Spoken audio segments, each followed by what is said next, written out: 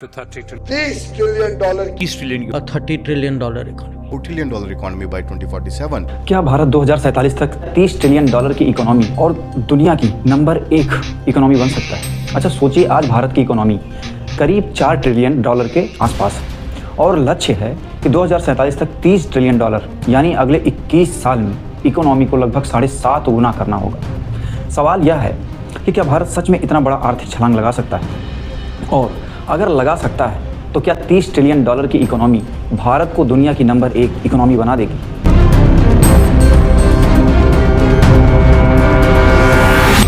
चलिए पहले आज की तस्वीर को समझते हैं कि आज की क्या सिचुएशन है और उसके बाद फिर हम आगे बढ़ते हैं। आज दुनिया की इकोनॉमी में भारत कहाँ खड़ा है? IMF के अप्रैल 2026 वर्ल्ड इकोनॉमिक आउटलुक के कैलेंडर ईयर एस्टिमेट्स के मुताबिक नॉमिनल GDP के हिसाब से दुनिया की सबसे बड़ी इकोनॉमी है अमेरिका। आज अमेरिका की लगभग $32.4 ट्रिलियन और दूसरे नंबर पर आता है चाइना, करीब $20.9 ट्रिलियन इकोनॉमी।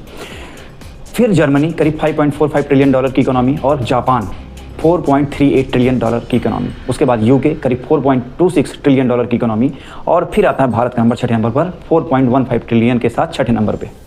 यहाँ पर एक बात मैं स्पष्ट करना बहुत ज़रूरी है कि भारत के फाइनेंशियल ईयर 2025-26 के आंकड़े करीब $3.92 ट्रिलियन, जबकि IMF का कैलेंडर ईयर 2026 प्रोजेक्शन के करीब $4.15 ट्रिलियन। इसलिए अलग अलग जगह आपको भारत की GDP के दोनों आंकड़े दिखाई दे सकते हैं। लेकिन दोस्तों, IMF के 2026 कैलेंडर ईयर प्रोजेक्शन के हिसाब से भारत अभी दुनिया की छठी सबसे बड़ी इकोनॉमी है, और यानी भारत की इकोनॉमी आज अमेरिका की इकोनॉमी की लगभग 8वीं हिस्सा है। और चाइना की बात करें तो लगभग चाइना की 5वीं हिस्सा इस समय भारत की इकोनॉमी।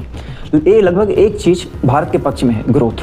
IMF के अप्रैल 2026 वर्ल्ड इकोनॉमिक आउटलुक के अनुसार 2026 में भारत की रियल GDP ग्रोथ करीब 6.5 रहने का अनुमान है। वहीं चाइना करीब 4.4% और अमेरिका 2.3%, जर्मनी करीब 0.8% और जापान का करीब जो ग्रोथ है 0.7% की दर से बढ़ने का अनुमान।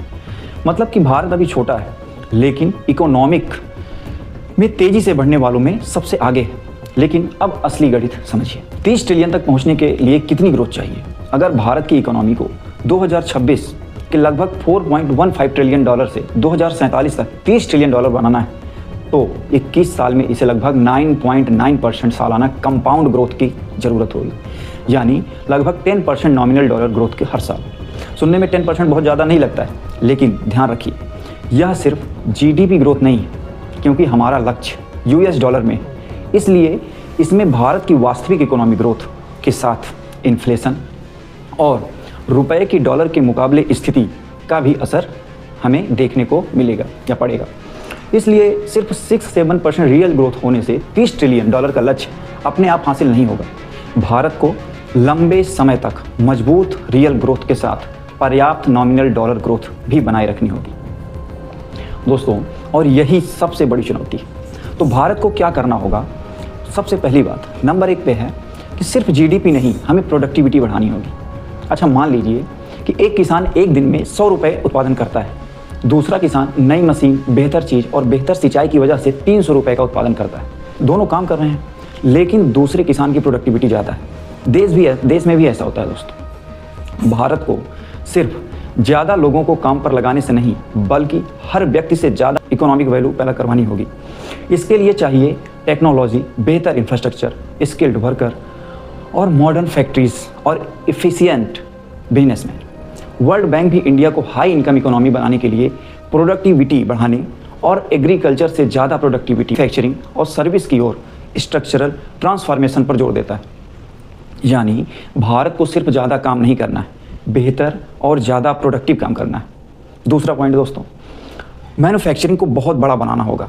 भारत ने सर्विस में शानदार प्रदर्शन किया है, चाहे वो IT हो, चाहे सॉफ्टवेयर हो, डिजिटल सर्विस हो, फाइनेंस हो। इन क्षेत्र में भारत ने दुनिया में अपनी मजबूत पहचान बनाई है। लेकिन करोड़ों लोगों को बड़े पैमाने पर प्रोडक्टिव रोजगार देने के लिए मैन्युफैक्चरिंग और मॉडर्न सर्विसेज दोनों को हमें आगे बढ़ाना होगा। इकोनॉमिक सर्वे 2025-26 के अनुसार भारत के मर्चेंडाइज एक्सपोर्ट्स में ग्लोबल शेयर 2005 में करीब 1% से बढ़कर 2024 में करीब 1.8% हुआ। यह सुधार है थोड़ा बहुत, लेकिन ग्लोबल मैन्युफैक्चरिंग और एक्सपोर्ट पावर हाउस बनने के लिए अभी बहुत लंबा रास्ता तय करना है। हमें सिर्फ मोबाइल असेंबल करने से आगे जाना होगा। हमें chips, electronics, machinery, chemicals, automobiles, batteries, defence equipment और दूसरे हाई वैल्यू प्रोडक्ट्स दुनिया को बेचने होंगे।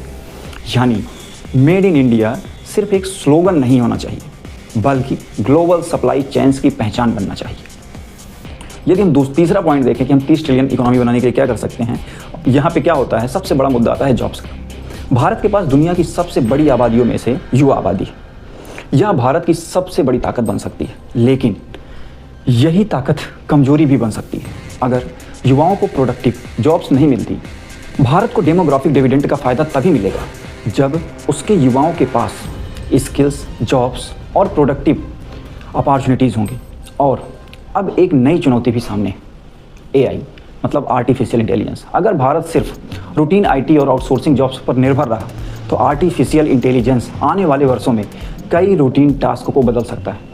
इसलिए हमें ऐसे युवाओं की ज़रूरत होगी जो सिर्फ डिग्री लेकर ना निकलें, बल्कि कुछ बना सकें, बेच सकें, डिजाइन कर सकें, मशीन से चला सकें, टेक्नोलॉजी अपना सकें और नई टेक्नोलॉजी बना भी सकें। यानी डिग्री से ज़्यादा ज़रूरत होगी प्रोडक्टिव स्किल की।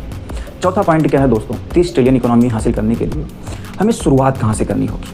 हमें शुरुआत स्कूलों से करनी होगी। यह बात सुनने में बहुत सामान्य लगती है, लेकिन असल में 30 ट्रिलियन डॉलर की इकोनॉमी की शुरुआत स्टॉक मार्केट से नहीं होगी, क्लासरूम से होती है। और भारत में स्कूल इनरोलमेंट बहुत ऊंचे स्तर पर पहुंच चुका है। लेकिन सवाल सिर्फ यह नहीं है कि बच्चा स्कूल जा रहा है या नहीं जा रहा है, सवाल यह भी है कि बच्चा वास्तव में सीख क्या रहा है।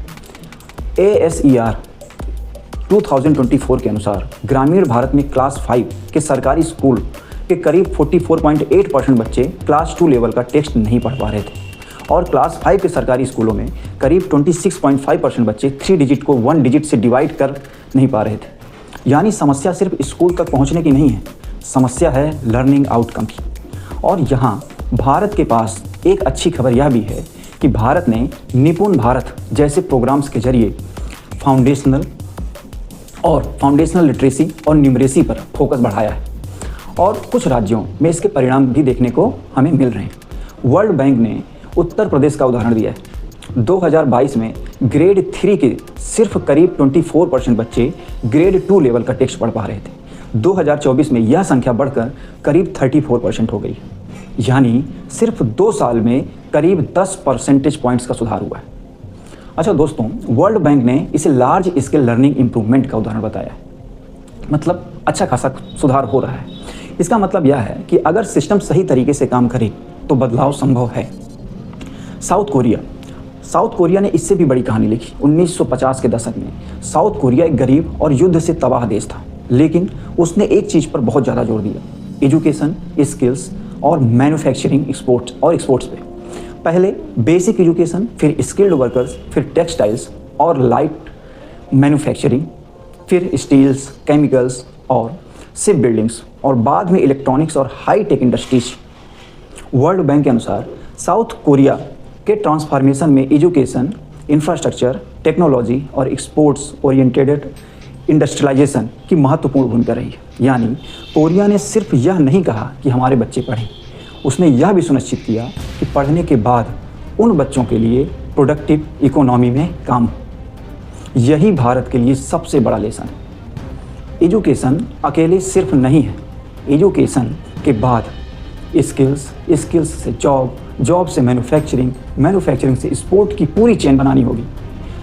यदि 5वां पॉइंट देखें तो महिलाओं को इकोनॉमी में ज़्यादा शामिल करना होगा। अब एक ऐसी ताकत की बात करते हैं जिसे भारत लंबे समय से पूरी तरह इस्तेमाल नहीं कर पाया, महिलाएं।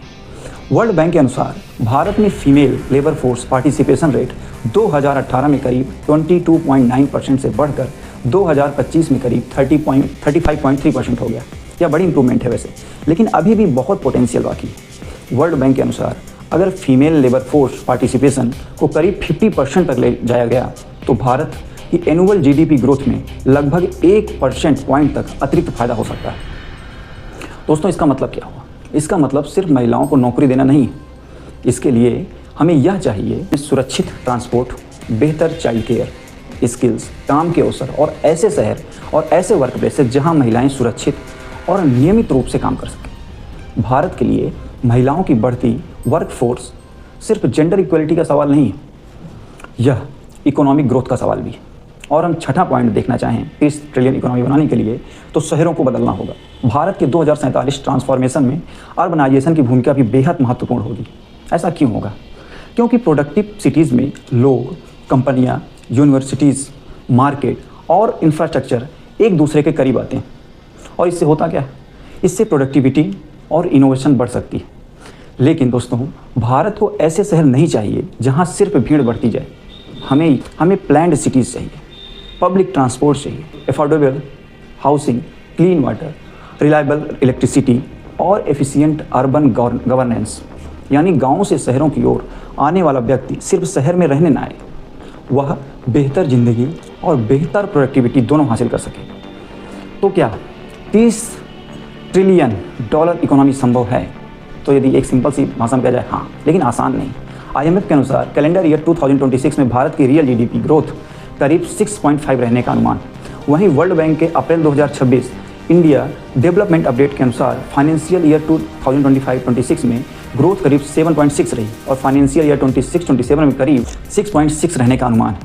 यानी भारत अभी बहुत अच्छा परफॉर्म कर रहा है, लेकिन 2047 तक डेवलप्ड हाई इनकम इकोनॉमी बनने के लिए हमें लंबे समय तक इससे मजबूत ग्रोथ बनाए रखनी होगी। वर्ल्ड बैंक के अनुसार इंडिया को 2047 तक हाई इनकम इकोनॉमी बनने के लिए अगले 2 दशकों में औसतन करीब 7.8% एनुअल ग्रोथ की ज़रूरत होगी। और इसके लिए investment, productivity, human capital, infrastructure और जॉब्स में बड़े सुधार जरूरी होंगे। यानी हम कह सकते हैं कि 30 ट्रिलियन डॉलर का लक्ष्य सिर्फ GDP का मैथमेटिकल टारगेट नहीं है, यह पूरे इकोनॉमिक सिस्टम को बदलने का लक्ष्य है। तो हमें क्या चाहिए दोस्तों? हमें प्राइवेट इन्वेस्टमेंट चाहिए, मैन्युफैक्चरिंग चाहिए, एक्सपोर्ट्स चाहिए, एजुकेशन चाहिए, skills, women workforce, better cities, technology और सबसे ज़रूरी जो बात, हर भारतीय की प्रोडक्टिविटी में बढ़ोतरी। लेकिन एक आखिरी सवाल, हम बार बार कहते हैं कि भारत को दुनिया की नंबर 1 इकोनॉमी बनाना है, लेकिन यहाँ एक बहुत ज़रूरी बात समझनी होगी। आज अमेरिका करीब 32.4 ट्रिलियन की इकोनॉमी है। अगर अमेरिका अगले 21 साल सिर्फ 3 से 4% नॉमिनल ग्रोथ से भी आगे बढ़ता रहा तो 2047 तक उसकी इकोनॉमी आज से करीब बहुत बड़ी हो सकती है। इसलिए 30 ट्रिलियन डॉलर तक पहुंचना अपने आप में बहुत बड़ी उपलब्धि होगी, ये कह सकते हैं कि बहुत बड़ी उपलब्धि होगी, लेकिन उससे भारत का नंबर 1 होना यह तय है, होगा या नहीं होगा समय बताएगा। भारत को नंबर 1 बनने के लिए सिर्फ 30 ट्रिलियन डॉलर की इकोनॉमी का आंकड़ा नहीं, बल्कि दूसरी बड़ी इकोनॉमिक्स से तेज ग्रोथ हमें लंबे समय तक बनाए रखनी होगी। और शायद असली लक्ष्य सिर्फ नंबर 1 बनना भी नहीं होना चाहिए, क्योंकि 30 ट्रिलियन डॉलर की इकोनॉमी में अगर आम आदमी की इनकम नहीं बढ़ी, अगर बच्चे शिक्षा नहीं पा सके और युवाओं को जॉब्स नहीं मिल पाई और अगर गांव और शहर के बीच का गैप नहीं घटा, तो सिर्फ GDP का आंकड़ा क्या बदलेगा। इसलिए भारत की असली आर्थिक कहानी शायद यह नहीं होनी चाहिए कि हम अमेरिका को कब पीछे छोड़ेंगे, बल्कि यह होनी चाहिए कि क्या हम हर भारतीय को इतना प्रोडक्टिव और सक्षम बना सकते हैं कि भारत की ताकत सिर्फ उसकी GDP में नहीं, उसके हर नागरिक की ज़िंदगी में भी दिखाई दे।